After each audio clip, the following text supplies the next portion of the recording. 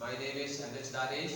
Today I am going to tell you about the English paper pattern of class 9.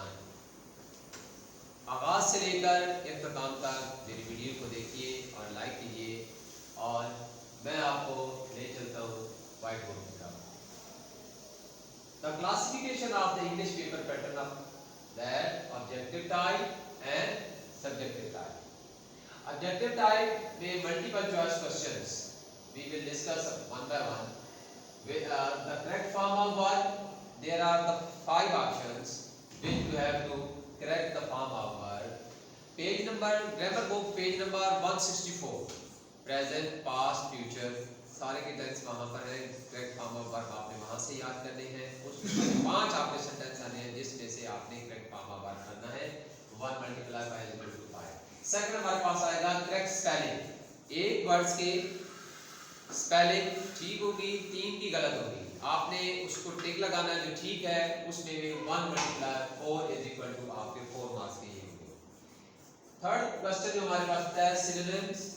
इसमें आपने words meaning कह लें या synonyms कह लें। एक वर्ड्स के आपके 4 ऑप्शन दिए होंगे जिनमें से एक ऑप्शन ठीक होगा, उस पे टिक लगाना है और ये आपका 1 मल्टीप्लाई 5 इज इक्वल टू 5 है।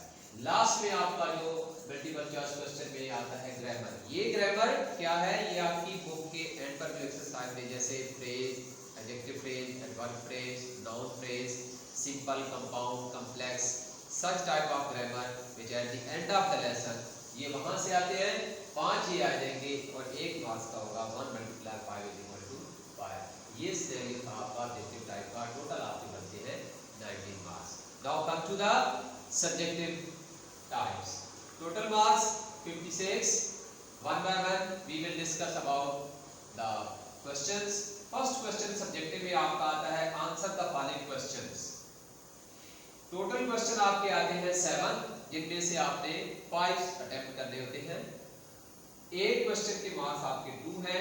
2 multiply 5 is equal to 10 marks. Second पे हमारे पास क्वेश्चन आता है the translate into Urdu or in simple English. Those students they are unable to write from English to Urdu. ये उनके लिए होता है कि they translate or explain the paragraph from English to into simple English. 3 paragraphs are there. You have to solve 2 out of 3. One paragraph is 2 marks. 2 multiply 4 is equal to 8 marks. Next पे हम चलेंगे write summary and stanza. Options are there. Which one you select? Mostly students they prefer the summary and 1 multiply 5 marks is equal to 5 marks. Fourth question, there are 3 options you have to select according to your own wish, but mostly students they prefer the letter, how to write a letter according to the board pattern. Letter, story, dialogue, but some students they are very poor, weak, they select the dialogue. Some students prefer the story, but mostly in our campus they prefer the letter and their marks 1 multiply 8 means you have to select 1 marks 8 there 1 multiply 8 is equal to 8. Comprehension passage is given from your grammar book. एक passage आपको paragraph दिया गया है। 5 questions are given at the end of the paragraph. Each question is equal to 2 marks. 2 multiply 5 is equal to 10 marks. Next पे you have to make sentences.